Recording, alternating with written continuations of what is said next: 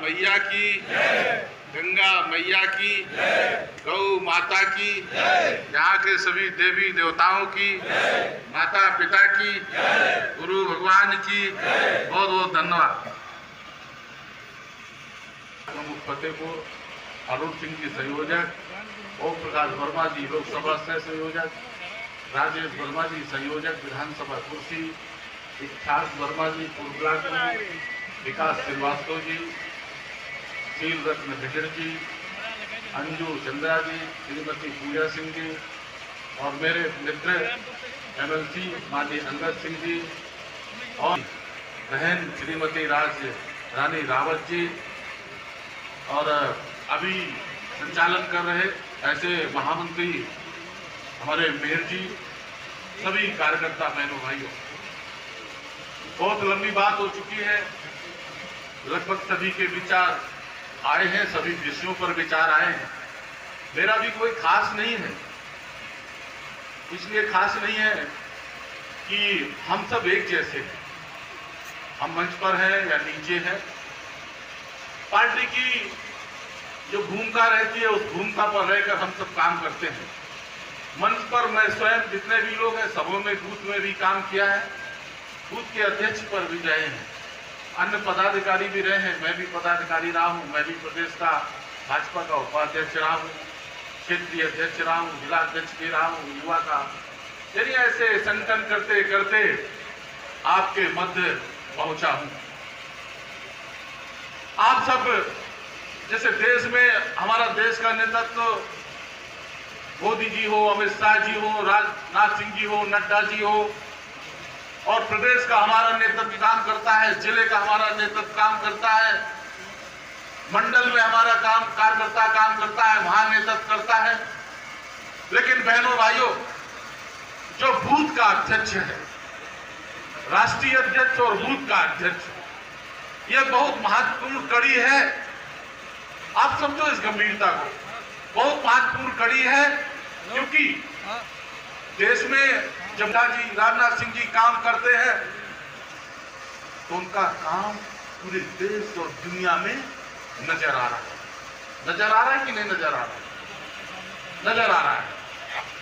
और जब प्रदेश के हमारे यशस्वी मुख्यमंत्री जी केशव मौर्य जी, ब्रजेश पाठक जी, प्रदेश के अध्यक्ष भूपेन्द्र जी, हमारे जिला अध्यक्ष जी काम करते हैं तो वो प्रदेश में काम नजर आता है। और जब बूथ की जब बारी आती है तो बूथ के आप लीडर हो।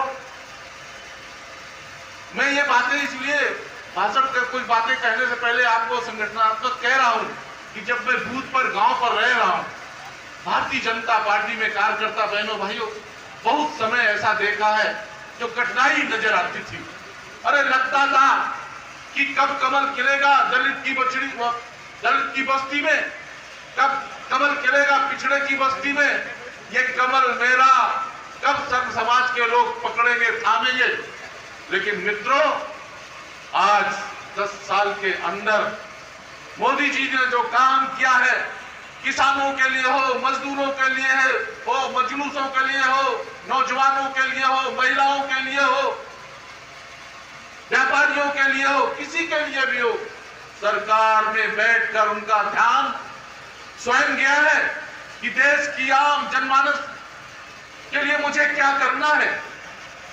और आप सब गवाह हो, आप सब गवाह हो, लगातार इसलिए गवाह हो कि मोदी जी की नीतियों से सहमत होकर, मोदी जी के काम से सहमत होकर लगातार भारतीय जनता पार्टी की और मोदी जी की विकास की गारंटी में सवार होकर आप बढ़ते जा रहे हो, चलते जा रहे हो, काम करते जा रहे हो। उसी का परिणाम है ना, उसी का परिणाम है कि 10 साल के अंतर्गत मोदी जी ने, जब मोदी जी को आपने ताकत दी, पावर दी, तो कहा नहीं, अब देश में कोई जातवाद नहीं, कोई तुष्टीकरण नहीं, कोई बिरादरीवाद नहीं, अब तो समभाव से राजनीति होगी। और मोदी जी ने नारा दिया, सबका साथ, सबका विकास और सबका विश्वास। उसी का तो परिणाम है, सबका साथ, सबका विकास, सबका विश्वास। बहुत सरकारें आई देश में, कांग्रेस की सरकार करीब 50 साल तक रही, गठबंधनों की सरकारें रही। जब हमारे अटल जी आए तो अटल जी ने भी काम ऐसा किया, पोखरण बम विस्फोट किया और नेशनल हाईवेज का निर्माण किया, किसानों के लिए काम किया। उस टाइम गरीबों के लिए भी उन्होंने योजना लागू की थी। 2 रुपया किलो चावल उपलब्ध कराए। जब मोदी जी की बारी आई है तो बहनों भाइयों, आज मैं कह सकता हूं कि मोदी जी ने किसी समाज को नहीं छोड़ा है, जो समाज विकास की मुख्य धारा से नहीं चल रहा है। मोदी जी ने सबकी नजर डाली है, पिछड़ा हो, दलित हो, मजदूर हो, मजलूस हो, सबके स्तर पर उनकी योजनाएं आई हैं और सब उन योजनाओं का लाभ ले रहे हैं। जी की सरकार रही, अखिलेश यादव जी की सरकार रही, ये पिछड़ों की बात करते थे, ये दलितों की बात करते थे, ये किसानों की बात करते थे, लेकिन जब इनसे पूछो तो आपने इनके लिए किया क्या है? कुछ नहीं किया।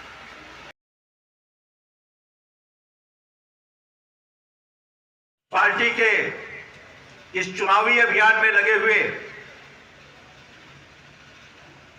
लोकसभा के संयोजक, लोकसभा के सह संयोजक, विधानसभा के संयोजक, हमारे सभी चारों मंडलों के अध्यक्षगण,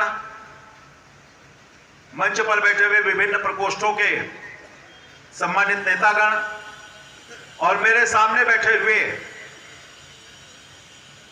इस वर्तमान में जो कुरुक्षेत्र का मैदान सजा है, इस सजे हुए मैदान में जिन्होंने अर्जुन के रूप में अपनी भूमिका का निर्वहन करना है, ऐसे सभी कार्यकर्ता मित्रों, बहनों और भाइयों, ये चुनाव का वक्त है और 2024 का चुनाव देश के लिए बहुत महत्वपूर्ण चुनाव है। हम लोग 2017 में उत्तर प्रदेश में सरकार में आए और 2014 में हम केंद्र में सरकार में आए। कितनी योजनाएं लागू हुई हैं, योजनाओं का मैं जिक्र नहीं करूंगा। आदरणीय बाबूराम निषाद जी आपके बीच में उन योजनाओं की चर्चा करेंगे, लेकिन मैं इस कुर्सी विधानसभा क्षेत्र में जरूर कहना चाहता हूं, कितने प्रकार के विकास के काम हुए हैं, कितनी सड़कें बनी हैं, इसका हिसाब अब मेरे पास भी नहीं है। और ज्यादातर यहां बैठे हुए कार्यकर्ता और बड़ी बड़ी चौड़ी चौड़ी सड़कें भी बनाने का हमने काम किया है। अभी जो आपके सामने सड़क है, जिस सड़क के किनारे एक कार्यक्रम आयोजित हो रहा है, इसको स्टेट हाईवे हमने घोषित कराया अभी 1.5 साल पहले, और स्टेट हाईवे घोषित नहीं कराया, इसके चौड़ीकरण के लिए, यानी इसको 4 लेन बनाने के लिए मैं उत्तर प्रदेश के यशस्वी मुख्यमंत्री श्रद्धेय योगी आदित्यनाथ जी महाराज का और पीडब्ल्यूडी मंत्री आदरणीय जितिन प्रसाद जी का बहुत आभार व्यक्त आपके माध्यम से करना चाहता हूं। 226 करोड़ रुपए की परियोजना इसके लिए स्वीकृत की। ये तो चुनावी आचार संहिता लागू हो गई और नहीं तो इसका काम भी शुरू हो गया होता। मैं सड़कों का जिक्र आपके बीच में, क्षेत्र के अंदर एक भी अस्पताल, पशु चिकित्सालय नहीं बना हुआ था। 5 पशु चिकित्सालय बनवाने का काम हमने किया है और निश्चित रूप से ऐसे पशु चिकित्सालयों के माध्यम से पशुओं की सेवा करने का भी काम कर रहे हैं। इस कुर्सी विधानसभा क्षेत्र के अंतर्गत आस्था का सम्मान जबरदस्त तरीके से हुआ है।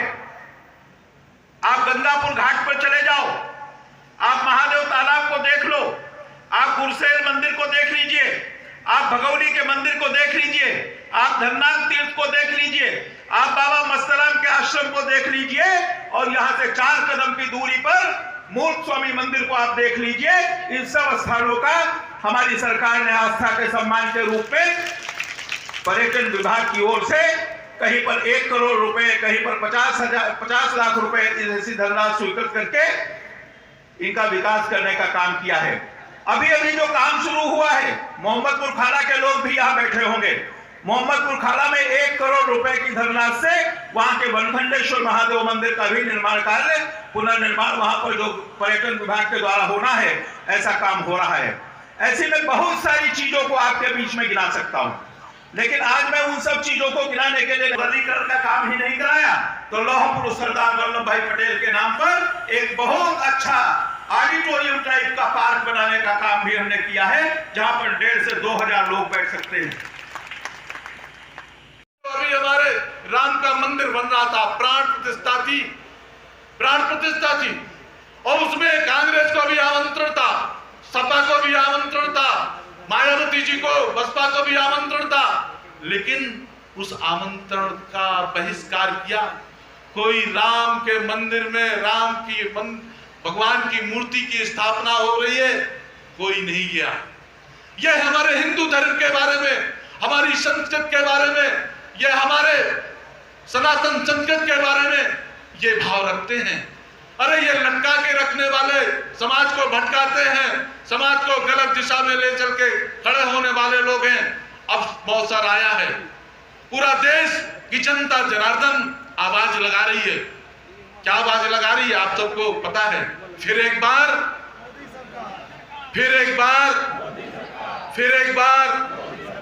जनता एक आवाज और लगा रही है। अब की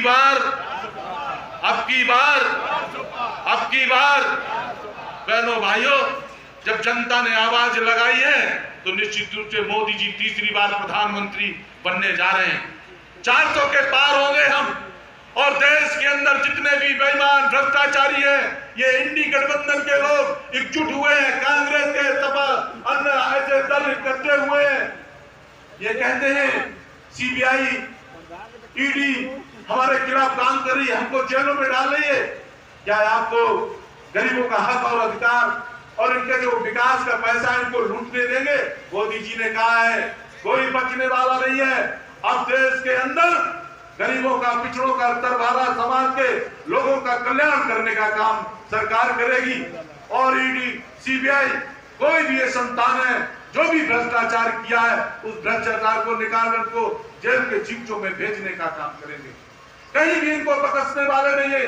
गुंडे, बदमाश, माफिया, आतंकवादियों को इन्होंने बढ़ावा दिया, इन्होंने आतताइयों को बढ़ावा दिया।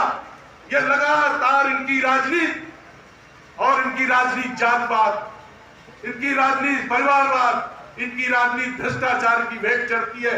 ऐसे लोगों को किनारे लगा देना है, ऐसे लोगों को घर में बैठा देना है जो गरीब जनता की गाड़ी कमाई को लूटने का काम करते हैं। आप सब बूथ के अध्यक्ष हो, मुझे मालूम है कि मुझसे ज्यादा आप भी गांव में काम करते हो। आपके गांव में, अपने गांव में आपको स्थापित होना है, आपको खड़ा होना है, आपको मजबूती के साथ दिखना है। आज मोदी जी ने जब गरीबों का काम किया है, सभी धर्म जात के लोगों का काम किया है, तो जिस बूथ में रहते हो उस बूथ में मजबूत नेता के तौर पर आज समय अच्छा है। इस अच्छे समय पर आप अपने आप को खड़ा कर ले जाते हो अपने बूथ में, अपने गांव पर नेता के तौर पर, तो निश्चित रूप से भारतीय जनता पार्टी को कोई भी रोकने वाला नहीं है। आप लोग सब लोग करोगे ना, अपने बूथ पे जाओगे ना, सभी लोग जाके जन जागरण करेंगे। अपना वोट तो ठीक है, लेकिन जितना भी विस्तार है मेरा, जहां जहां भी मैं रहता हूं, जहां जहां मेरा क्षेत्र है, उस क्षेत्रों में हलचल पैदा करनी है। यहाँ कोई पुनिया, यहाँ कोई चलने वाला नहीं है। बाराबंकी लोकसभा में राजवती जी को भारी बहुमत से जिताने के लिए आपको संकल्प लेना है, और संकल्प के साथ आने वाली दिनांक को वोट करने के लिए निकलना है। बहुत लंबी बातें मुझे नहीं करनी है। आप सबने लगातार हमारे सब नेताओं की बातें सुनी है। बाराबंकी का खा सके, क्योंकि हरियाणा का आदमी बाराबंकी चलाएगा, ये हम सबको नहीं गवारा है। क्योंकि क्या हमारे बाराबंकी, हमारे कुर्सी विधानसभा में, हमारे ब्लॉक में कोई नेता नहीं है, इसलिए हमारे ऐसे बाराबंकी में हमारी नेता और विधानसभा की रहने वाली राज रानी रावत को जिताना है। उसके लिए हमको आप सबको लड़ना है। अब की बार तनुज पुनिया को यहाँ से बाराबंकी से सीधे हरियाणा भगाने का काम हमको आप सबको करना है। मैं आप सबको हाथ जोड़कर, क्योंकि समय कम है, मेयर जी इशारा कर रहे हैं, मैं आप सबको बताना चाहता हूँ। एक गाना बना दिया उन्होंने, एक गाना बनाया कि पुनिया, पीएल पुनिया जीते थे, जीतेंगे तनुज पुनिया। हमने कहा ये गाना तुम्हारा बहुत गलत है। पीएल पुनिया 14 में पीएल पुनिया हारे थे, 17 में तनुज पुनिया हारे थे, 19 में तनुज पुनिया हारे थे, 22 में तनुज पुनिया हारे थे, और 24 में हारेंगे तनुतुनिया।